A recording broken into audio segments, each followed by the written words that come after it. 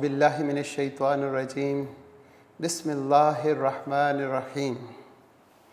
Unique group of institution की तरफ से ऑनलाइन लेक्चर्स अज़ीज़ तलबा व तालिबात, और मैं हूँ प्रोफेसर राजा वाजिद अली, जो आपको स्टैटिस्टिक्स यानी शुमारियात पढ़ाएंगे।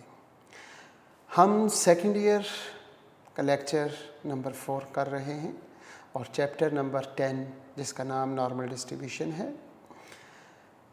यूनिक ग्रुप ऑफ इंस्टीट्यूशन की शुरू से रवायत रही कि इल्म तालीम के साथ तरबियत भी बच्चों को दी जाए। इस तरबियत के हवाले से मैं अपने लेक्चर का आगाज़ हमेशा कुछ दुआओं से, अहम दुआओं से याद करते हुए, बच्चों को याद करवाते हुए आगे चलते हैं। उसमें हम क्या करते हैं कि ऐसी दुआएं जो हमारे रोज़मर्रा के कामों में इस्तेमाल हों, जैसे हमारी ज़िंदगी और मौत, हमने लाज़मी अगर हम ज़िंदा हैं तो हमें ज़िंदगी मिली, और अगर हमें ज़िंदगी मिली तो लाज़मी हमें मौत भी मिलेगी। तो हम अपने रब से इन दो चीज़ों के बारे में कुछ इल्तिजा करते हैं कि ए अल्लाह, अगर तूने हमें ज़िंदगी दी तो कैसी ज़िंदगी दे, और मौत देनी है तो वो कैसी हो। तो इन अल्फाज के साथ हम इस दुआ का आगाज़ करते हैं। दुआ है जी, अल्लाहुम्मा, ए मेरे परवरदिगार, ए मेरे रब, उर्ज़ुक़नी, इसका मतलब है मुझे अता कर। क्या चीज़ अता कर? अल हयात सादतन, ए अल्लाह तूने मुझे ज़िंदगी दी, हयात, अगर तूने मुझे ज़िंदगी दी तो ऐसी ज़िंदगी दे कि वो सादत वाली हो। सादत का मतलब होता है कि ऐसी ज़िंदगी जिसमें खुशियाँ ही खुशियाँ हों, यानी कि जन्नत, यानी कि दुनिया में भी अगर ज़िंदगी दी है तो दुनिया भी हमारी जन्नत बना दे। सादत अरबी का लफ्ज़ है जो कि हम उर्दू में भी इस्तेमाल करते हैं कि खुशियों वाली ज़िंदगी, नेकियों वाली ज़िंदगी। और वल मौत शहादतन, और ए हमारे रब, अगर हम पे मौत का एक वक्त मुकर्रर है तो अगर मौत आए तो वो शहादत वाली हो। अगर हमें मरने के बाद अगर हमारी डेड बॉडी को कोई मैयत कहे, कोई मुर्दा कहे, तो ए मेरे रब तो उसे पुकार के कहे कि इसको मुर्दा मत कहो, ये शहीद है, और शहीद को एक ज़िंदगी अता की जाती है जिसके बारे में तुम नहीं जानते। हम अपने रब से ज़िंदगी और मौत की दुआ इन अल्फाज के साथ याद करते हुए हम अपने लेक्चर की तरफ बढ़ते हैं। मैं एक मरतबा दोबारा रिपीट करता हूँ, अल्लाहुम्मा उर्ज़ुक़नी अल हयात सादतन वल मौत शहादतन, आमीन। आज हम लेक्चर का आगाज़ करते हैं अब इस दुआ के साथ। बिस्मिल्लाहिर्रहमानिर्रहीम। शुरू अल्लाह के पाक नाम से जो बड़ा मेहरबान और नहायत रहम करने वाला है। आज हमारा लेक्चर नंबर 4 है जनाब। Second year class statistics subject है और चैप्टर का नाम 10, चैप्टर नंबर 10 है जिसका नाम है normal distribution. Normal distribution, last lecture में हमने ये डेफिनेशन को डिस्कस किया था कि नॉर्मल डिस्ट्रीब्यूशन किसे कहते हैं। Normal distribution is the limiting form of the binomial distribution which the number of trials n is very large and neither p यानी कि प्रोबेबिलिटी ऑफ सक्सेस, या फिर Q यानी कि probability of failure is very small, then binomial distribution convert into the normal distribution, and also called Gaussian distribution in the honor of the great German mathematician Carl F. Gauss 1777 to 1855. The probability density function of the x is, ये हम last time पढ़ चुके हैं कि f इसके function को represent करता है, x इसमें रैंडम वेरिएबल है। ये जो दो हैं म्यू एंड सिग्मा स्क्वायर, ये नॉर्मल डिस्ट्रीब्यूशन के पैरामीटर्स हैं। 1/2 pi under root, sigma under root से बाहर है, e की पावर में 1/-1/2 और x minus mu over sigma का होल स्क्वायर, और इसकी रेंज होती है -∞ टू +∞। ये रिव्यू है जी, लास्ट लेक्चर में हमने नॉर्मल डिस्ट्रीब्यूशन की डेफिनेशन को पढ़ा था। अब हम इसकी एक और डेफिनेशन पढ़ते हैं नॉर्मल डिस्ट्रीब्यूशन की। वो क्या है? A continuous random variable x, हमारे पास एक रैंडम वेरिएबल है x, is said to be a normal distribution. उस x रैंडम वेरिएबल को हम कहेंगे कि ये नॉर्मल डिस्ट्रीब्यूशन है, and it is refer to the normal random variable with parameter mu and sigma square. The probability density function of x, और ये वही फंक्शन आप इसके साथ लिख देंगे तो ये एक और डेफिनेशन बन जाएगी हमारे पास नॉर्मल डिस्ट्रीब्यूशन की।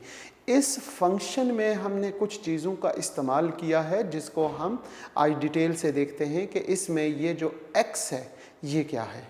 Where x is the value marked on the x axis. x वो वैल्यूज़ हैं जो हम x एक्सिस के साथ मार्क करते हैं।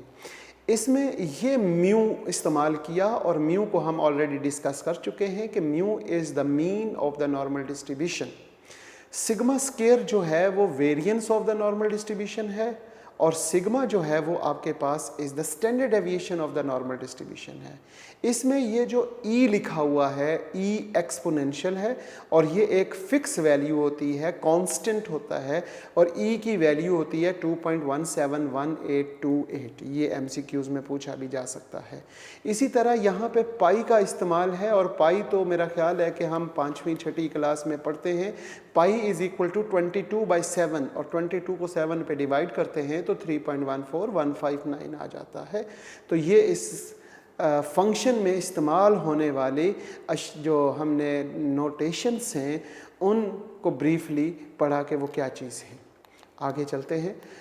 नॉर्मल डिस्ट्रीब्यूशन के साथ नॉर्मल कॉम्युलेटिव डिस्ट्रीब्यूशन फंक्शन की बात करते हैं। कॉम्युलेटिव डिस्ट्रीब्यूशन फंक्शन क्या होता है? वो सिंपल यही फंक्शन होता है, लेकिन उसको डिनोट करते हैं। The cumulative distribution function of the random variable of x is f of capital X, capital F लिखते हैं और उसके ब्रैकेट में x लिख देंगे, ये फंक्शन ऑफ x कहते हैं, और इसको हम probability of x is equal to small x भी कह सकते हैं। Is equal to 1/2 pi under root, वैसे का वैसे ही सिग्मा बाहर लिख देंगे, और वो जो e था हमारे पास एक्सपोनेंशियल हमारे फंक्शन में, अगर उस पूरी एक्सपोनेंशियल को, क्योंकि अगर आप गौर करें तो इस पोर्शन में हमारे पास कोई वेरिएबल नहीं है, वेरिएबल हमारे पास x या y या कोई भी वेरिएबल नहीं है। अब हम क्या करेंगे, उसको लोअर लिमिट से लेके x तक इंटीग्रेट कर देंगे, इस एक्सपोनेंशियल को विद रिस्पेक्ट टू x कर देंगे या विद रिस्पेक्ट टू t, तो ये हमारे पास कॉम्युलेटिव डिस्ट्रीब्यूशन फंक्शन बन जाएगा। आज इस लेक्चर जो हमारा ये लेक्चर है इस पर मुश्तमिल नॉर्मल डिस्ट्रीब्यूशन की प्रॉपर्टीज़। अगर हम नॉर्मल डिस्ट्रीब्यूशन की प्रॉपर्टीज़ को बहुत अच्छे तरीके से करें तो हमारे जो शॉर्ट क्वेश्चंस हैं, तकरीबन 5 शॉर्ट क्वेश्चन पेपर में नॉर्मल डिस्ट्रीब्यूशन से रिलेटेड 5 शॉर्ट क्वेश्चन आएंगे, और वो पाँचों के पाँचों शॉर्ट क्वेश्चन इसकी प्रॉपर्टीज़ से हल होंगे। अगर हम प्रॉपर्टीज़ पढ़ लें, याद कर लें, समझ लें, तो हमारे वो 5 शॉर्ट क्वेश्चंस जो हैं वो हमारे तैयार हो जाएंगे। अगर आप टेक्स्ट बुक का पेज नंबर 2 देखें और पेज नंबर 2 में पहले 3 पॉइंट्स छोड़ने के बाद नीचे देखेंगे तो लिखा होगा properties of the normal distribution. अब मैं उनको थोड़ा ब्रीफली थोड़ा समझाने की कोशिश करूँगा। Some important properties of normal distribution are following. नीचे कुछ इम्पॉर्टेंट प्रॉपर्टीज़ हैं, ये तकरीबन 14 के करीब प्रॉपर्टीज़ हैं, जिनमें से कुछ आपको इस स्लाइड में नज़र आ रही हैं। पहली प्रॉपर्टी है जनाब, it is bell shaped distribution. ये जो नॉर्मल डिस्ट्रीब्यूशन है, इसकी जो शेप होती है वो एक बेल की तरह होती है, जैसे बेल है। इसकी दूसरी property, it is a symmetrical distribution. हम chapter number 4 measure of dispersion में पढ़ चुके हैं कि सिमेट्रिकल क्या होता है। सिमेट्रिकल कब होता है? कोई भी डिस्ट्रीब्यूशन, कोई भी क्वेश्चन सिमेट्रिकल तब होगा जब उसका मीन, उसका मीडियन और उसका मॉड तीनों इक्वल हो जाएं। किसी भी क्वेश्चन में मीन, मीडियन, मॉड ये तीनों इक्वल हो जाएं तो वो क्वेश्चन या वो डिस्ट्रीब्यूशन जो है वो सिमेट्रिकल होती है। तो इसकी दूसरी और बहुत अहम प्रॉपर्टी है, it is a symmetrical distribution. ये डिस्ट्रीब्यूशन सिमेट्रिकल है। इसका मतलब क्या है? That is mean, median, mod तीनों इक्वल होते हैं। और तीनों किसके इक्वल होंगे? तीनों म्यू के इक्वल होंगे। ठीक होगी बात? आगे चलते हैं। एक और अहम तरीन property, the total area under the normal curve is unity. यानी कि नॉर्मल कर्व के अंडर जो एरिया है ना, वो यूनिटी कहते हैं वन को। यानी कि टोटल प्रोबेबिलिटी इक्वल्स टू 1 होती है। इसी तरह नॉर्मल कर्व के अंडर जो टोटल एरिया होता है, वो एरिया जो है वो एरिया कह लें या फिर उसकी प्रोबेबिलिटी कह लें, वो एक ही बात है। द टोटल, यहाँ पे एरिया लिखना है बच्चों, total area under the normal curve is unity. Next हमारे पास है जनाब the range of normal distribution. हमारे पास जो नॉर्मल डिस्ट्रीब्यूशन है उसकी range is from -infinity to +infinity. इसकी जो रेंज है वो -इन्फिनिटी से +इन्फिनिटी, मतलब मुकम्मल रियल लाइन इसकी रेंज कहलाएगी। ये हमारे पास 4 अहम तरीन प्रॉपर्टीज़ हैं जो शुरू की हैं। इसमें आपने देखा कि इसकी शक्ल जो है, इसकी जो शेप है वो बेल शेप है। नंबर 2 पे सिमेट्रिकल डिस्ट्रीब्यूशन है, its mean, median, mode are equal. Number 3 पे यहाँ पे आर लिखा हुआ है, ये एरिया है, इसको सही कर लीजिएगा। The total area under the normal curve is unity या 1। और चौथी प्रॉपर्टी है the range of the normal distribution -infinity to +infinity. इनमें से तकरीबन एक MCQs इन प्रॉपर्टीज़ में पेपर में आया करता है। जनाब आगे ये हमारे पास नंबर 5, 6, 7 और 8, ये आगे नेक्स्ट 4 प्रॉपर्टीज़ हैं। देखते हैं जनाब, the value of maximum ordinate, the value of maximum ordinate is at x is mu. हमारी डिस्ट्रीब्यूशन में जो मैक्सिमम ऑर्डिनेट है वो क्या होगा?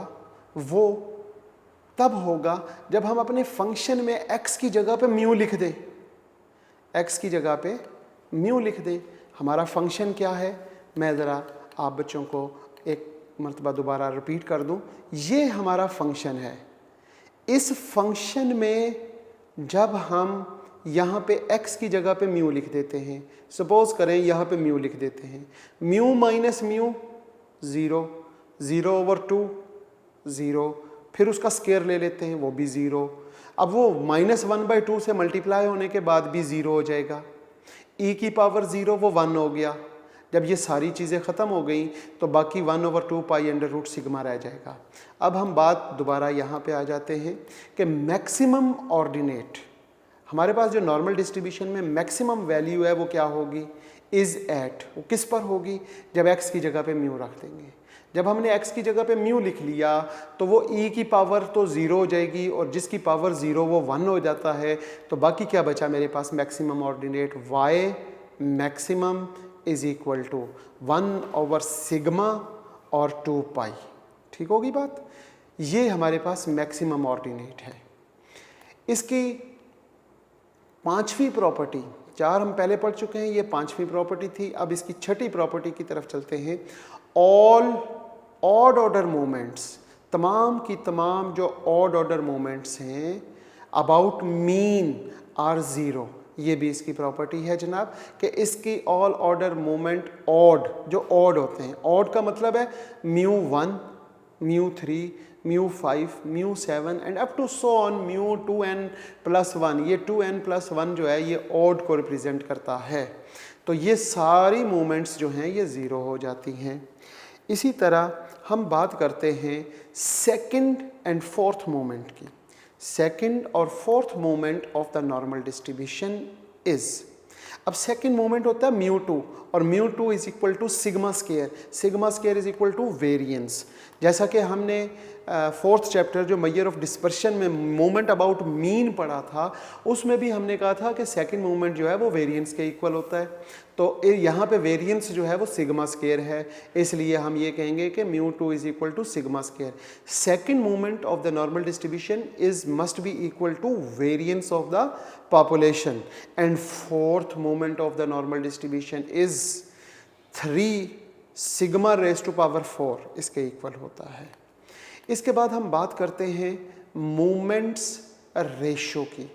Movements ratio of the normal distribution, ये भी हम ऑलरेडी पढ़ चुके हैं। मूवमेंट्स रेशो β1 रिप्रेजेंटेड होता है μ3 का स्केयर ओवर μ2 की पावर 4, यानी कि 2 3 फिर 3 4 लिखते हैं। तो यहाँ पे μ3 का स्केयर लिखा हुआ है डिवाइडिंग बाय μ2 का क्यूब। जब μ3 जो है यहाँ पे अगर आप गौर करें, μ3 जो है वो तो ज़ीरो है, तो ज़ीरो ऊपर वैल्यू आ जाएगी, नीचे μ2 किसके इक्वल है, सिग्मा स्केयर का। तो सिग्मा स्केयर की पावर 3 लेने से जो मर्जी आ जाए, लेकिन ऊपर वैल्यू ज़ीरो हो तो आंसर ज़ीरो आ जाता है। तो नॉर्मल डिस्ट्रीब्यूशन की ये प्रॉपर्टी है कि उसका जो B1 है या β1 जो है मूवमेंट रेशो जो फर्स्ट है वो must be equal to zero होगी और μ2 जो है वो मस्ट बी इक्वल टू 3 के इक्वल होगी। ये इसकी प्रॉपर्टी है। β2 का क्या फार्मूला है, β2 का फार्मूला होता है μ4 ओवर μ2 का स्केयर। अब μ4 किसके इक्वल है, 3 सिग्मा की पावर 4। तो हम ऊपर लिखेंगे 3 सिग्मा की पावर 4 और नीचे लिखेंगे μ2 का स्केयर। अब μ2 किसके इक्वल है, सिग्मा स्केयर के इक्वल है। तो जब सिग्मा स्केयर का जब स्केयर लेंगे तो वो सिग्मा की पावर 4 हो जाएगी। तो वो सिग्मा 4 और ऊपर वाला सिग्मा 4 कैंसिल हो जाएगा, तो सिर्फ 3 रह जाएगा। तो ये मूवमेंट्स रेशो है। ये हमारे पास 4 पहले पढ़ ली और 4 अब हमने प्रॉपर्टीज़ पढ़ ली। आगे मज़ीद 3 प्रॉपर्टीज़ हैं जी, 9, 10 और 11। ये 11 तक हम आ जाएंगे। इसकी तीसरी 9th प्रॉपर्टी है जी द 3 क्वार्टाइल्स। हम ऑलरेडी क्वार्टाइल्स के जानते हैं, 3 ही होते हैं, एक Q1, एक Q2 और एक Q3। Quartiles of the normal distribution are, ये वो वैल्यूज़ हैं जो बच्चों ने याद रखनी हैं। Q1 किसके इक्वल है, म्यू माइनस 0.6745 सिग्मा।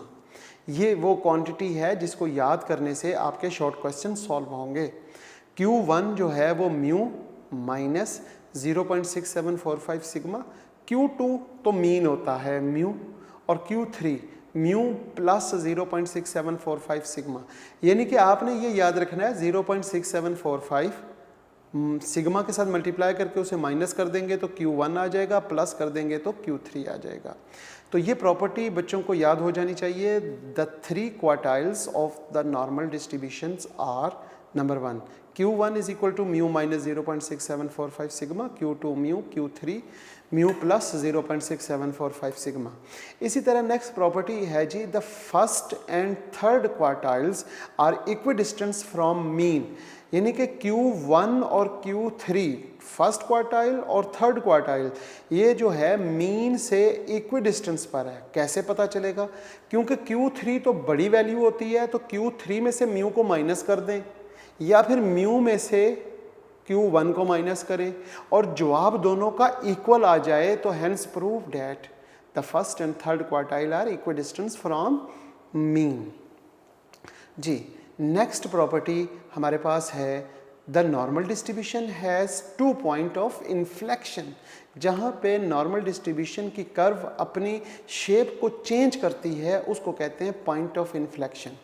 तो हमारे पास नॉर्मल डिस्ट्रीब्यूशन में ऐसे 2 पॉइंट्स हैं जहाँ पे वो अपनी कर्व को चेंज करती है और वो है पॉइंट ऑफ इन्फ्लेक्शन कहलाएंगे। विच अकर, वो कहाँ पर होंगे, mu minus sigma and mu plus sigma. Mu में अगर सिग्मा को यानी कि पॉपुलेशन मीन या जो हमारे पास दो पैरामीटर हैं, एक म्यू और सिग्मा, उनको माइनस करेंगे तो वो लेफ्ट साइड पे हमारे पास एक पॉइंट आएगा, और उन दोनों को प्लस करेंगे तो मिड से हमारे पास राइट साइड पे एक पॉइंट आएगा, और वो दोनों पॉइंट हमारे क्या कहलाते हैं? पॉइंट ऑफ इन्फ्लेक्शन, और दो होते हैं इस नॉर्मल डिस्ट्रीब्यूशन में।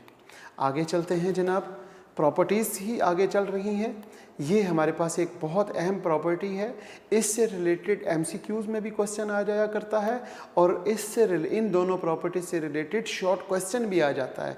यानी कि अगर ये शॉर्ट क्वेश्चंस, ये दो प्रॉपर्टीज़ हमें याद हो जाएं तो हम एक तो एमसीक्यूज़ हम सही कर पाएंगे और एक शॉर्ट क्वेश्चन। तो ये जो दो प्रॉपर्टीज़ हैं आपको पेपर में 3 मार्क्स के लिए बहुत अहम है जनाब। ये प्रॉपर्टी पढ़ते हैं। हमने मीन डेविएशन ऑलरेडी चैप्टर 4 में पढ़ा हुआ है, हमने क्वार्टाइल डेविएशन ये भी चैप्टर 4 में पढ़ा हुआ है। तो मीन डेविएशन यहाँ पे नॉर्मल डिस्ट्रीब्यूशन में एक फिक्स वैल्यू होती है जो हमें याद करनी पड़ती है। तो the mean deviation of the normal distribution is 0.7979 of its standard deviation. इसका मतलब क्या है? इसका मतलब ये है कि मीन डेविएशन इक्वल्स टू किसके होती है? 0.7979 सिग्मा के इक्वल होती है, और 0.7979 को 4/5 भी लिख सकते हैं। अगर आप कैलकुलेटर से 4/5 लिखते हैं 4/5, तो वो आपके पास तकरीबन 0.8 आता है, और 0.8 इज़ अप्रॉक्सीमेट 0.7979। इसको हम ये फिक्स वैल्यू जो आपको याद रखनी पड़ेगी, और 2/पाई अंडर रूट लेंगे तो वो भी 0.7979 आती है। एमसीक्यूज़ में mean deviation is equal to, आगे क्वेश्चन मार्क होगा, और आगे ए ऑप्शन में ये लिखा होगा, बी ऑप्शन में ये लिखा होगा, सी ऑप्शन में ये लिखा होगा, और डी ऑप्शन में हो सकता है लिखा हो ऑल ऑफ दिस। तो फिर ऑल ऑफ दिस पे आप क्लिक करेंगे। इसी तरह हम बात करते हैं नेक्स्ट प्रॉपर्टी की, और वो है quartile deviation. Quartile deviation of a normal distribution is 0.6745। ये वो वैल्यू है जो आप इससे पिछली स्लाइड में यहाँ पे क्वार्टाइल्स में पढ़ कर आए। 0.6745 ये आपको फिक्स वैल्यू याद रखनी पड़ेगी, और यही वैल्यू यहाँ पर है। यहाँ पे बात करते हैं the quartile deviation of a normal distribution is 0.6745 of its standard deviation. वही बात, जैसे यहाँ मीन डेविएशन है, यहाँ पे हम क्वार्टाइल डेविएशन लिखेंगे और साथ लिख देंगे 0.6745 सिग्मा, जिससे हम देखते हैं 2/3। जब 2 को 3 पे डिवाइड करेंगे तो वो भी तकरीबन 0.666 या 6635 कुछ होगा, तो वो इसके इक्वल होता है। लेकिन ये फिक्स वैल्यू याद रखनी होती है। इसके एमसीक्यूज़ में भी हमारे पास एक इस तरह लिखा जाएगा कि normal the quartile deviation of the normal distribution is, और आगे एक फिलिंग द ब्लैंक्स होगी, और ए ऑप्शन में वो लिख देगा 0.6745 सिग्मा, बी ऑप्शन में लिख देगा 2/3 सिग्मा, सी ऑप्शन में वो लिखेगा बोथ ए एंड बी, और डी ऑप्शन में लिखेगा नन ऑफ दिस। तो इनमें से जब आप क्लिक करेंगे तो वो सी ऑप्शन यानी कि बोथ ए एंड बी है। नेक्स्ट प्रॉपर्टी की तरफ चलते हैं, और ये मेरा ख्याल है कि हमारी आखिरी प्रॉपर्टी है जनाब। हमारी आखिरी प्रॉपर्टी क्या है? The area under the normal curve. जैसे हमने पहले बात की कि हमें मीन डेविएशन और क्वार्टाइल डेविएशन में दो वैल्यूज़ हैं जो हमें याद करनी पड़ेंगी, जो मेरे बच्चों को अब तक याद हो चुकी होंगी। अगर मैं मीन डेविएशन की वैल्यू बच्चों से पूछूं तो मुझे उम्मीद है कि मेरे बच्चे मुझे बताएंगे कि 0.7979 है। और इसी तरह क्वार्टाइल डेविएशन की बात करें तो वो तो हम 2 मरतबा पढ़ चुके हैं, 0.6745। इसी तरह normal distribution, the area under the normal curve that lies with in 1 standard deviation. अगर हम देखें कि हमारे पास 1 स्टैंडर्ड डेविएशन का जो एरिया है फ्रॉम द मीन, तो वो होगा 68.26%। ये भी हम chapter number 4 measure of dispersion में पढ़ चुके हैं। वहाँ पे पढ़ा था x बार माइनस एस एक्स बार माइनस एस किसके बिटवीन था एरिया, वहाँ पे था 0.6826, तो यहाँ पे 68.26% हमने याद रखना है। अगर एक्स बार माइनस एस पढ़ा था वहाँ पे फर्स्ट ईयर में, सेकेंड ईयर में हम क्या पढ़ेंगे, म्यू माइनस सिग्मा। इसी तरह हम बात करते हैं with in 2 standard deviation about 95.44%, यानी कि म्यू माइनस 2 सिग्मा जो है वो 95.45% होता है। और तीसरे नंबर पे हमारे पास है जनाब with in 3 standard deviation about 99.73%। तो ये 3 values mu minus sigma contain approximately 68.27%, या फिर इसे लिख सकते हैं 0.6827। और म्यू माइनस 2 सिग्मा जो है वो कंटेन अप्रॉक्सीमेटली एरिया 0.9545। इसी तरह हम बात करते हैं म्यू माइनस 3 सिग्मा की, और वो होता है जी कंटिन्यूस कंटेन्स अप्रॉक्सीमेटली 99.73%, या फिर एरिया की बात करते हैं तो वो आ जाता है 0.9973। तो इसके साथ हम आज के लेक्चर का यहाँ पे इख्तिताम करते हैं। इसकी मज़ीद 2 या 3 प्रॉपर्टीज़ हैं, एक रिप्रोडक्टिव प्रॉपर्टी और एक एसिम्प्टोटिव प्रॉपर्टी, वो इंशाल्लाह हम नेक्स्ट लेक्चर में डिस्कस करेंगे। और ऑन द वर्ड हम आगे एक्सरसाइज हम शुरू करेंगे। तो आज का लेक्चर हम यहीं पे इख्तिताम करते हैं, फिर कुछ आपसे बात करते हैं। अज़ीज़ तुलबा व तालिबात, आज हमने नॉर्मल डिस्ट्रीब्यूशन की डेफिनेशन और उसके साथ उसकी प्रॉपर्टीज़ को डिस्कस किया। उम्मीद करता हूँ ये स्लाइड्स बना के आपके सामने लिख कर रखने से मतलब ये होता है कि कुछ देर आपके सामने स्लाइड मौजूद रहेगी। आपने क्या करना है कि इस स्लाइड पे जो अल्फाज लिखे हुए हैं या जो मैं बोल रहा हूँ वो आपने नोट करने हैं अपने नोट्स में, क्योंकि ये तो मैंने बता दिया, आपने सुन लिया, लेकिन बाद में जब आप सोचेंगे कि सर ने क्या बताया, क्यों बताया, कैसे बताया, तो वो कहाँ से मिलेगा।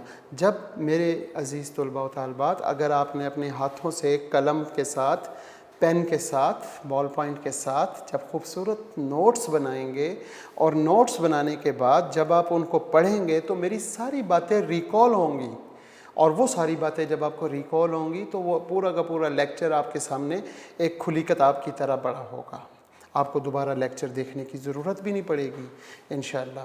तो इसी तरीके से हम आगे चलेंगे इंशाअल्लाह तबारक ताला, ताकि आप ऑनलाइन लेक्चर्स के दौरान एट द टाइम आपका कोई भी क्वेश्चन जहन में पैदा हो और वो हमारे लेक्चर में पहले से मौजूद हो और आपको हर तरह की सहूलत मिले।